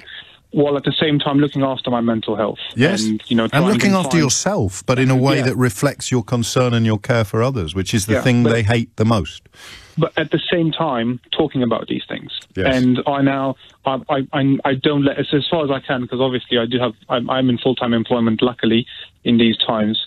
But in my spare time, I will dedicate, a few minutes every day just to point out little things here and there, because I'm very much afraid that, my friends and the people I care for will be exposed to information. They will not have the time to filter it through. There's so much of it, as you know better than I do. Well, we're probably equally qualified. There is just so much of it, which is why I occasionally ask people who are convinced that I'm the Antichrist just to make a list of all the prominent people in the British media who speak from a similar position to the one I speak from, and then make a list of all the people who are prominent in the British media who do the polar opposite. Actually, I was probably a little unfair earlier when I said that that this character in Texas would be in the cabinet if he was living in this country. He'd probably just have a column in The Spectator. My apologies to Ivor and to Erica and to Sam and to Richard and to Graham and to Steve. I am going to move on because I'm told that there is nobody at the moment queuing up to have a crack at explaining why it's wrong to suggest that this Texan mayor, who has told his voters who are currently snowed in their homes with no power at all, that it's up to them to fix it. It's got nothing to do with either politicians or power companies. And my suggestion that is the absolute encapsulation of British politics, British right-wing politics, never mind American, so far has gone unchallenged. 3 minutes after 11 is the time, and indeed here's some support. Who do you think said this? I'm afraid the Conservative Party has been taken over by unelected advisers, entryists and usurpers who are trying to turn it from a broad church into an extreme right-wing faction. Now, whether or not you agree with the characterisation of the Conservative Party having previously been a broad church, and for the record I largely do, I wonder if you can guess who that, what unelected commie do you think that was? I'm afraid the Conservative Party has been taken over by unelected advisers, entryists and usurpers. Of course, by unelected advisers, they're talking about precisely the sort of dark money funded shills and so-called think tanks that I routinely bring to your attention. But of course I am but a minnow in the ocean of the British media, and every other corner of it will roll out the red carpet for these people without asking where their money comes from. And of course, if you knew where their money comes from and it had anything to do with, say, fossil fuels, then you might understand why what is happening in Texas as we speak is happening in Texas as we speak. But seriously, which Marxist do you think it was that said, I'm afraid the Conservative Party has been taken over by unelected advisers, entryists and usurpers who are trying to turn it from a broad church into an extreme right-wing faction? If I tell you it wasn't this year, you might think, I don't know, was it Tony Benn, James, many moons ago? No. It was in 2019. All right, was it Owen Jones? I'm not sure Owen would necessarily go along with the broad church characterisation of the Conservative. Who do you think that was? Was it Diane Abbott, James? Who said the Conservative Party has been taken over by unelected advisers, entryists and usurpers who are trying to turn it into an extreme right-wing faction? Well, who's left on that list of prominent left? Was it Femi?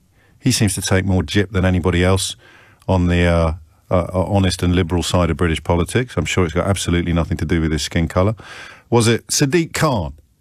Who was it that said the Conservative Party's been taken over by unelected advisers, entryists and usurpers who are trying to turn it into an extreme right-wing faction? Who's left?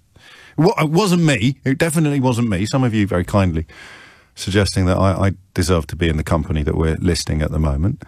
Who the heck was it?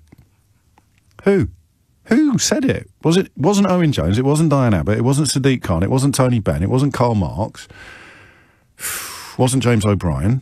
Was it Gary Lineker? No. J.K. Rowling? No. Greta Thunberg? No. Who's left, Keith? Richard Hammond. No, it wasn't him, Keith. Thank you.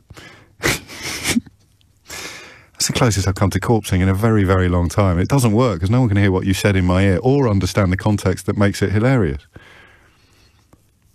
Are there any other lefties left? Ava, can you think? Anyone? Like prominent? Kevin Maguire on the Mirror? He's doing great work still? No, it wasn't Kevin. Who said that unelected advisers, entryists and usurpers are trying to turn the Conservative Party into an extreme right-wing faction? Who the heck was it? Come on! Answers on a postcard. What? It was Philip Hammond, who was the Chancellor of the Exchequer in a Conservative government in 2019.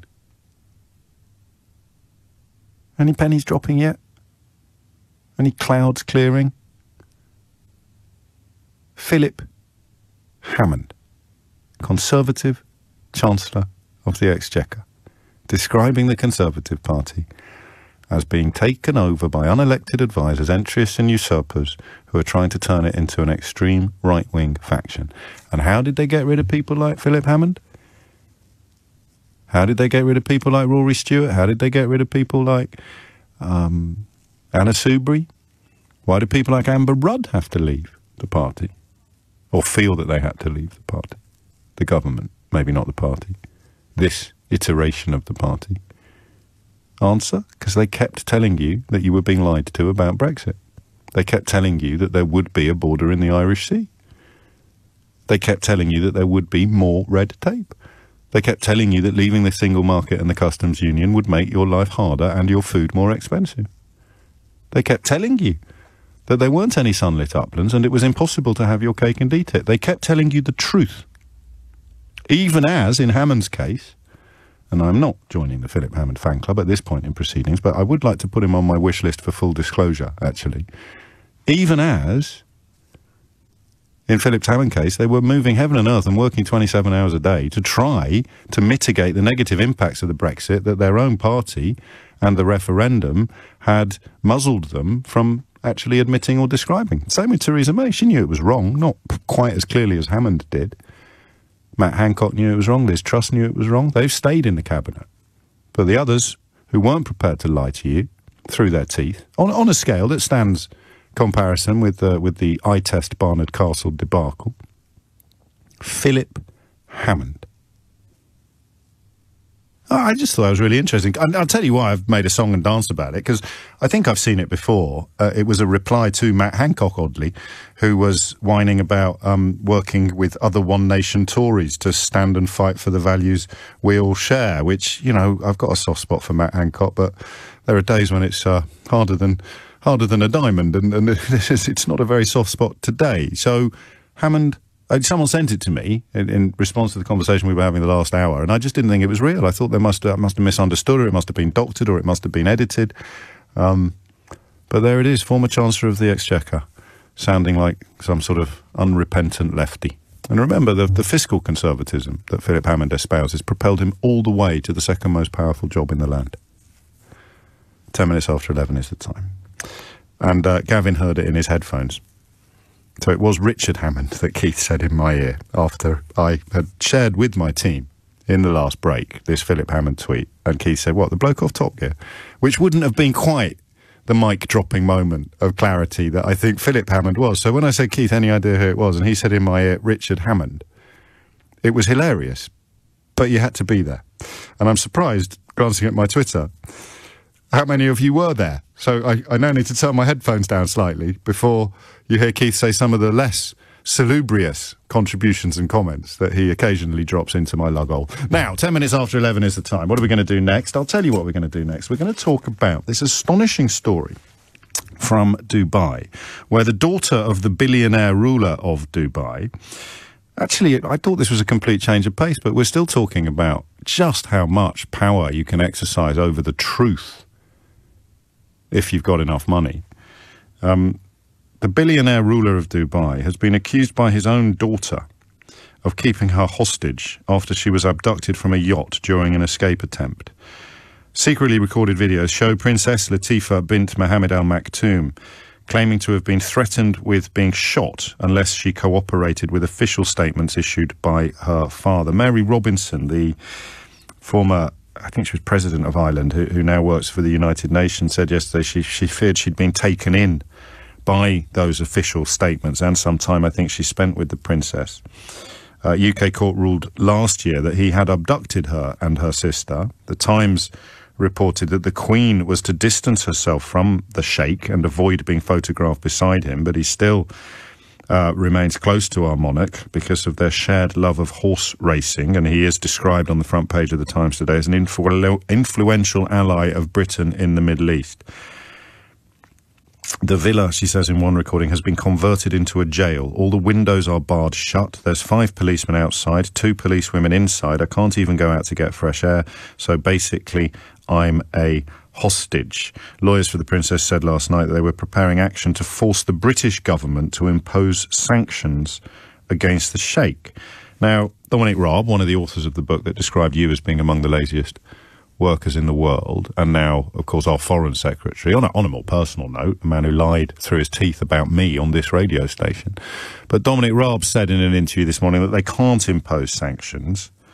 And to give him credit, where credit is due, he has brought in the Magnitsky sanctions to this country. And those of you who follow this programme closely will know that's a cause very close to my heart. And Raab absolutely has delivered, or is in the process of delivering on that. That is 100% credit and compliment.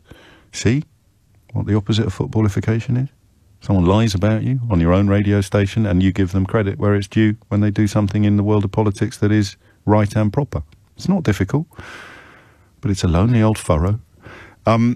He said they can't impose sanctions on the Sheikh because he hasn't murdered anyone or tortured anyone, and there are a couple of other criteria on that list. We need to check what the kind of human rights convention, the conventional human rights, says about that. But I'm minded to trust Raab, perhaps wrongly, but partly because he's done the Magnitsky stuff and remains reluctant. They went in on Saudi Arabia after the murder of Adnan Khashoggi. Admittedly, it doesn't seem to have dented Saudi Arabia's status on the world stage, or indeed the lifestyles of their ruling family, but they did something, sanctions-wise. I did this phone-in 100 years ago, before Brexit, before Donald Trump corrupted everything in America for generations, before coronavirus landed on our shores and infected the entire planet. I did a phone-in which was inspired by the late Robin Cook, actually. And I'm going to do it again today, because Robin Cook spoke when he was Foreign Secretary, before resigning, I think in protest at the looming Iraq war. Wow. He didn't live, of course, to see his vindication writ large in pretty much every corner of that cause. But the late Robin Cook, when he was Foreign Secretary in Tony Blair's first administration, there's a speech doing the rounds yesterday of him pulling apart the Scott report on arms to Iraq when the Conservative government had kind of softened sanctions against Iraq so they could flog weapons to Saddam Hussein. An amazing speech, actually. Made me quite nostalgic for the days when politics felt like it made a difference, or at least Labour politicians felt like they could make a difference. And Robin Cook talked about an ethical foreign policy. And some years later, I found myself wondering if there is actually any such thing, or whether we like to think that we back the goodies and castigate the baddies. But Iraq is a great example, of course, of us changing sides between the Iran-Iraq war and the Gulf War. So it's a bit of a weird one for a British phone-in programme, but the story is very big at the moment, and her plight is, it would seem, very urgent. And I don't want to turn it into Britain's role on the world stage is being diminished daily or anything like that. I really don't. Although, for the record, it's hard to think of anything more embarrassing internationally than having Dominic Raab representing our interests, with the caveat of the credit for the Magnitsky sanctions. But I think he might be right. I mean, it involves admitting that we're a bit impotent. I don't think we would have had any more power 20, 30, 50 years ago. In this particular context, back to fossil fuels as well, aren't we, of course? I hadn't spotted that. But the idea that the UK government could do anything to the ruler of Dubai seems to me to be, sadly, pie in the sky. What do you think? 0345 6060973. Because I think the next chapter just sees various baddies being lined up and us all being groomed to go in hard against some of them while cozying up to others, despite the fact that on a scale of moral decrepitude, they'd be more or less identical. China, you see, is... I think you could accuse the European Commission or the European Union of being too close to China, but you look at America, which for the last 4 years has had a president who was largely put there by the leader of Russia, about whom he never said a bad word. So we're going to be groomed to pick a side.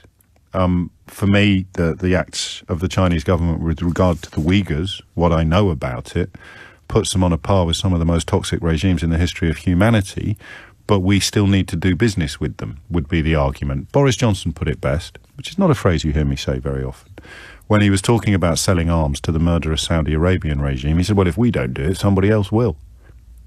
Is there any other way? Do you think, honestly, and don't go all pie in the sky halo polishing on me, can you have, in the modern world, particularly against the backdrop of all the things we discussed in the last hour, do you think an ethical foreign policy is possible? Or in any way, shape or form? Or as our economic status declines, which, sorry, in the short term it is going to do. I mean, you and I know in the long term it's going to do as well, but we can't prove that. So I think Raab was saying it'll be 10 years, things will get better. J-Dog said 50, I think, at one point in the post-Brexit brouhaha, 50 years before we see economic. I think one of them said 100 years. Now that's Can's going to keep. Have we got the economic benefits yet, Jacob? I said 50 years, cheap shoes for peasants. So as our economic status declines and our desperation for foreign money increases, what chance has the United Kingdom got of pursuing anything that remotely resembles an ethical foreign policy? And this bloke's best buddies with the Queen, for God's sake. What are we going to do? He's locked his own daughter up. Little echoes there of the trad wife movement in America, or the involuntary celibates who are wooed and seduced by prominent right-wing commentators and writers. So just give me a call on that. I may have overcomplicated things. Do you think the UK can do anything? So the leader of Dubai, the ruler of Dubai, appears to have essentially imprisoned his own daughter simply because he doesn't want her to have freedom. What can we do? What can this country, this government, whoever it were led by, meaningfully and reasonably do? Ethical foreign policy. Is it possible in the current climate, the current context, the current environment politically? And then, of course, the slightly more worrying question becomes, is it possible at all? Was it even possible when Robin Cook talked about it? His subsequent resignation in advance of the Iraq War suggests that it may have been possible to have an ethical foreign secretary. Briefly.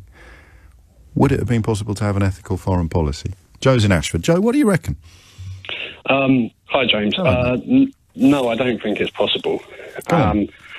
And the reason was I just finished reading Obama's memoir. Yes. And in that he describes... Just pipped me in the book charts before Christmas, I think, the Barack Obama memoir. So. Yeah, I think it did. Yeah. Just by a whisker. And he describes his frustration during the Arab Spring. And his limitations to act on what he thought was ethically right. So, for example, I think it was in Kuwait, where he recognised the rulers of that country were, inflicting quite a lot of oppression and violence on people that was protesting peacefully. But due to the relations that America had with the Middle East, oil, and all of those ties, he couldn't act in the way that he would have liked to. Whereas in a place like Libya, he was able to, mainly because Gaddafi had gone so far that... And the foundations of the establishment were crumbling. So the more stable a country is, however toxic it may be, and however disgusting its treatment of its own people may be, the harder it is for Western intervention. Not Western intervention, because that toxifies it for a whole different bunch of people, doesn't it? Yes, it does, and he made that point as well. It was an international coalition that acted in Libya, because if it had have been just the West, it really would have damaged their cause. But yeah, that's I guess a different point. But that then is a little more optimistic than perhaps you intend, because it's astonishing how either I've turned into one of those people that sees dead people and sees patterns in everything, and they're going to cart me out of the studio any minute now, or everything we're talking about today does actually have a common thread running through it. Texas is fossil fuels. Dark money is usually coming from people with a lot of interest in fossil fuels. The weaponization of lies and misinformation by various think tanks and media organizations has its roots in climate science denial. So if we were to move in our lifetime to a much more sustainable planet, then certainly in the context of oil-rich countries, we could flex a little bit more moral muscle. Yeah, I think without a doubt, probably. Yeah. There's only a few issues that I can think of, in fact only one, where oil considerations didn't trump. So I think as we move away from our reliance on that, it will definitely become more flexible. Why don't we gallop to the rescue of the North Korean people? Do you know? Was there anything in the book about that? I haven't read it yet. No, he doesn't actually. No, he it's just a mystery to me. It's always yeah. intrigued me, because you think, well, we'll go into countries that we're not in hock to financially, but maybe the Korean War actually is the answer to that, and we'd need a better grasp of American politics to understand where that sits in the sort of national consciousness. Did you enjoy the book? I think you did, didn't you? Yeah, I did. Yeah, I thought it was very good. Excellent. No, it's on the list. I've got it. 26 minutes, but it's a hefty old book, though, so you really should read it before lockdown ends, otherwise I never will. 26 after 11 is the time. 0345 6060973. Here's something that doesn't happen very often. But his contribution to yesterday's programme was so impressive that we are going to put him on 2 days in a row. Unless, of course, I'm the only person that's noticed we're about to put him on 2 days in a row. Furhan is in Walthamstow. Furhan, what would you like to say? Hello there, James. Hello, thanks Furhan. For having me You're on very welcome. Again. I know. The gay Muslim. You can't get... The gay Muslim. You can't call... Well, you can call yourself that. I probably won't. Oh, well, no. I mean, you can't get rid of me. It's the Glaswegian gay Muslim. And he's coming to have another little bit of a bit of say Please on do. this matter that matters a lot to me, actually, because this is the Muslim world we're talking about. It is. And, of course, people like me in the Muslim world would not really survive openly, out loud and proud as they might be able to in Western democracies such as Britain, such as America. And Israel likes to promote itself as a haven for people like me as well. And equally, for women, it's not a particularly nice place to be because of the misogyny in the kind of the Muslim world, unfortunately. And I think it's really important that we don't deny that these problems exist. So the thing is, being in Britain, we're afforded a kind of a privilege to be able to talk in quite lofty terms about how better how much more humanity we might have than these regimes, because we treat minorities better, because we treat the LGBTQ community better, yes, because we treat our women slightly better. Oh, quite a lot better. I'm not. Let's not have a fight about that. Actually, scratch my comment. Have a fight. I'm saying the reason I'm saying slightly is because there's always room for improvement. Let's just say. I think the gender equality still, I think there's still some things that we could do to improve on that. And let's not rest on our laurels. No, of course not. Of course not. And I think, for example, David But I'm Cameron's sure Princess Latifah would consider the way women are treated here to be considerably better than the way women are treated in Dubai. So that's all I'm thinking. Going back to David Cameron's government, Tory government of 2015, I remember his attack on multiculturalism and this idea that actually, Britain was a kind of a moral leader in the world. And this has always jarred with me because, you do have this kind of quietness discrepancy about the fact that we do kind of sell arms to Saudi Arabia and things like that. We're just not innocent, really. But we portray ourselves to be. And then that led me on a journey of trying to have a look at, what is Britain's role in the world? We have a diminished role. We don't have the same role that we had during the empire. Yeah, I would argue that a lot of the issues that are going on in the world are to do with Britain's role in the empire. And the homophobia that's, exists in a lot of laws around the world. We exported it. It's codified into law under Victorian British social mores. This is a matter of historical fact before anybody has a meltdown. You're absolutely right. And we don't talk about that enough in this country. We do not acknowledge or confront that. We look. You're not allowed to say anything negative about with rose-tinted spectacles, and it's frankly silly. So yes, we do have a moral responsibility actually in this country because we're progressive. We're trying to be the best in the world, but we need to kind of confront our own history, similar to how Germany does it, frankly. This is uncanny, actually, and I forgive the self-referential nature of my next question, but have you either listened to my podcast with Satnam Sanghera about his book Empire Land, or indeed read it? Do you know what? I've not, but I have read Shashi Tharoor's What the British Did in India, Inglorious Empire. Yes. That's informed a lot of my thinking on this. Promise me you'll read Satnam's book. I promise. I've got your book, by the way. I really like it. Oh, you're very kind. How to Be Right. Oh, that's the first one. I've written another one since then. I've noticed. I'll make some time to read it. How not to be wrong. But read Satnam's book first, or listen to the podcast, because weirdly, I've got one of the, like I said to you earlier, or to the last caller, one of those weird feelings where everything seems to slot into place. I don't know why, but the last two podcasts, Satnam Sanghera on Empire Land, very much explaining why the idea of an ethical foreign policy could only work if, and it references the German model as well, that's why I mentioned it to Farhan, could only work if we acknowledge how much of the moral problems around the world that we actually exported as a nation. I can't say that, it's absolutely ridiculous. Get on your knees, there's a statue of a slaver over there. And a forthcoming podcast with one of the most interesting people I've ever spoken to, called Elliot Higgins, who runs an organisation called Bellingcat. And he talks so powerfully and has done such incredible work in the field of sort of information control. He tracked down the two Russian spies who tried to kill the Skripals and did, of course, kill a British citizen in Salisbury. That was when Gavin Williamson responded by saying, Russia should go away and shut up. Gavin Williamson is now in the same cabinet as the people who wrote the book calling you among the laziest workers in the world. But hey-ho, down with, free speech for students, or something. Well played, Andy Payne. Ethical foreign policy, always tough, but maybe Harold Wilson's refusal to join the Vietnam War.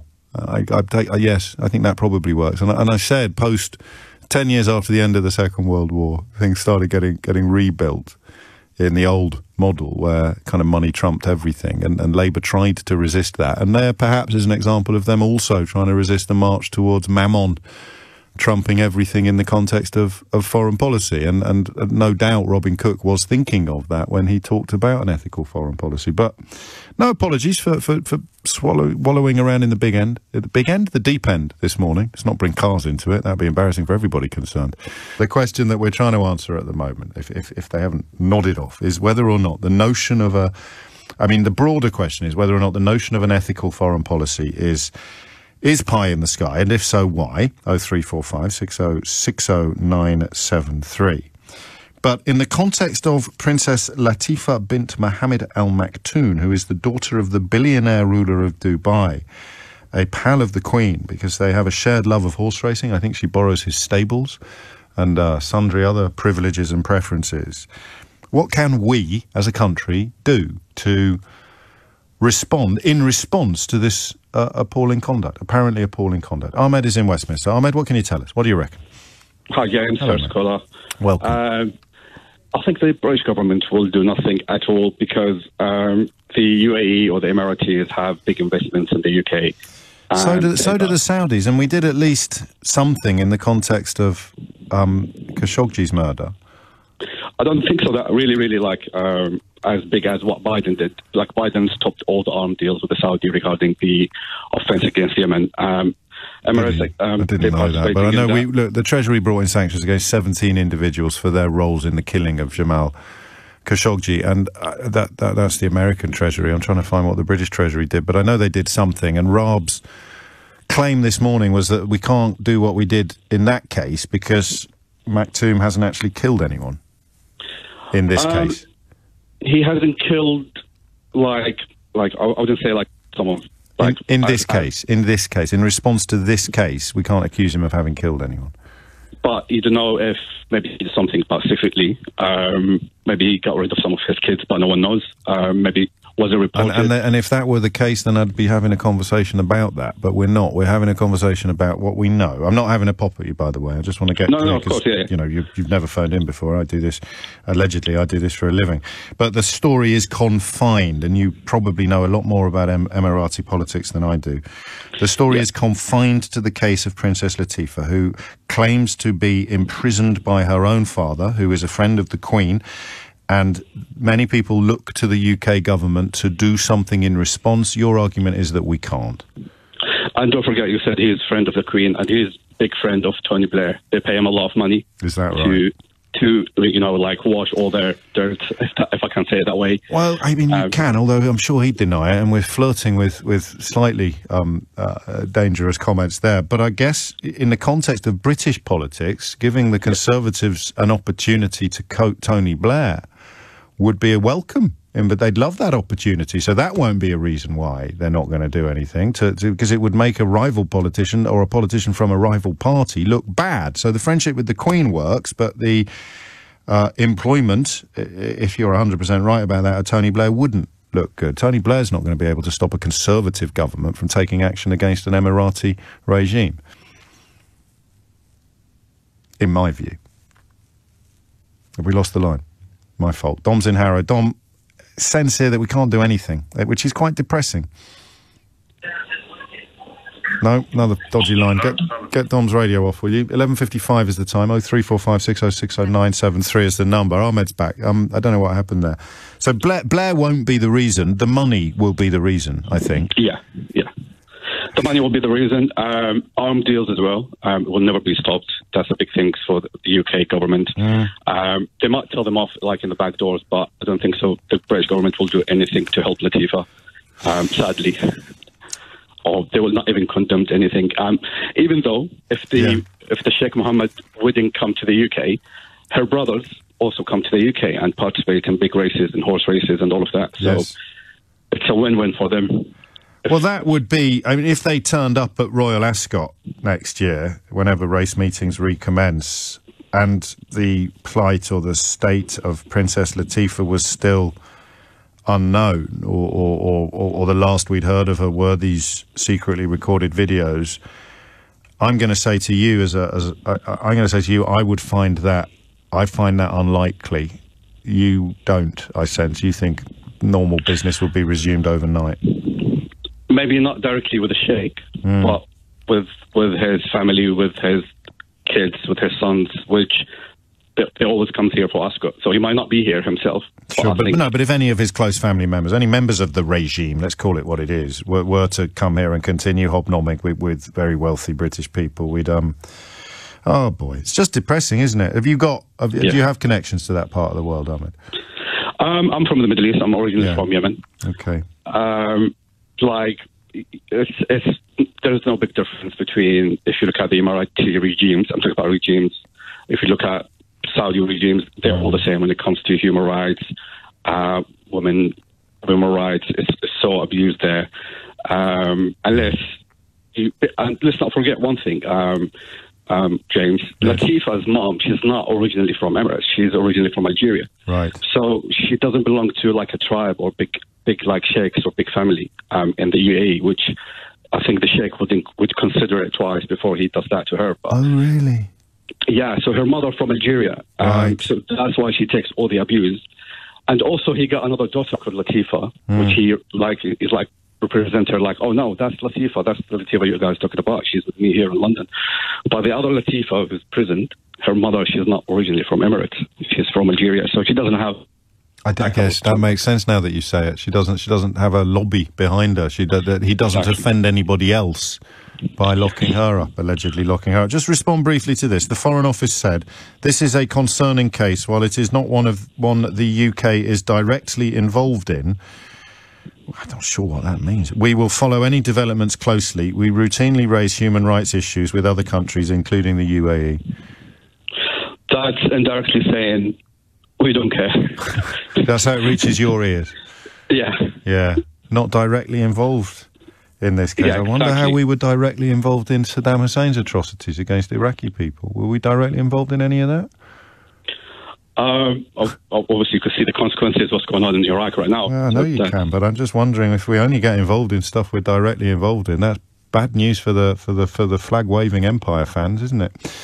Ahmed, thank you. I'm sorry that's such a grim testimony, but it's a compelling one and an important one. It's just coming out to 11:59. I can only give you a minute, Dom, because you blew it when you had your big chance. So make it count. What would you like to say? Yeah, I mean, Britain talking about ethical foreign policies, like a serial killer talking about law and order. I mean, we've invaded countries. We've destroyed entire populations. I mean, yeah, I know, mate. But as I said to Ahmed, we're confining the conversation very specifically to the plight of Princess Latifa. So I'm familiar with the socialist worker posters. Why, in this case, can't we do anything? It's a lovely conversation, James, and I'm sure people feel